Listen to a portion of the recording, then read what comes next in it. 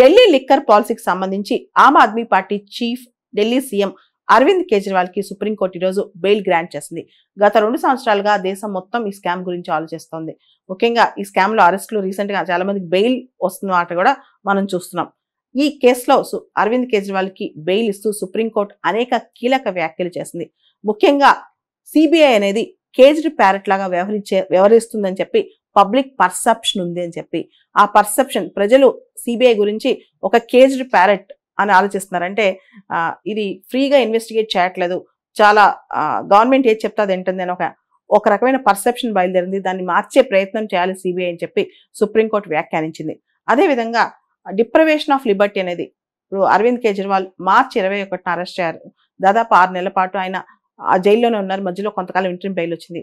ఎవరు personal Liberty అయినా సరే బెయిల్ ఇవ్వకుండా ఎందుకు ఇంతకాలం అన్డ్యూగా డిప్రైవ్ చేస్తున్నారు అన్నట్టు సుప్రీంకోర్టు కొన్ని కామెంట్స్ చేసింది. అరవింద్ కేజ్రీవాల్ అరెస్ట్ ని తప్పు పట్టలేదు, కానీ ఇంతకాలం జైల్లో ఉంచడాన్ని మాత్రం తప్పు పట్టింది అనమాట. CBI should be above suspicion as Caesar's wife is always above suspicion. అంటే సిబిఐ అనే ఓ సంస్థ ఇండిపెండెంట్ ప్రోబింగ్ ఏజెన్సీ, ఇండియాలోనే ప్రీమియర్ ప్రోబింగ్ ఏజెన్సీ కాబట్టి దానిపైన ప్రజలకి నమ్మకం కలగాలి, ఎటువంటి అనుమానం రాకూడదు. జస్టిస్ అనేది సిబిఐ ఇన్వెస్టిగేషన్ అనేది అందరికీ సమానంగా, దాంతోపాటు దానిలో ఎటువంటి బయాస్ అంటే రూలింగ్ పార్టీ అపోజిషన్ పార్టీ లేదా ఒక పార్టీకి సంబంధించి ఇంకో పార్టీకి వ్యతిరేకంగా అట్లాంటివి ఉండకూడదు.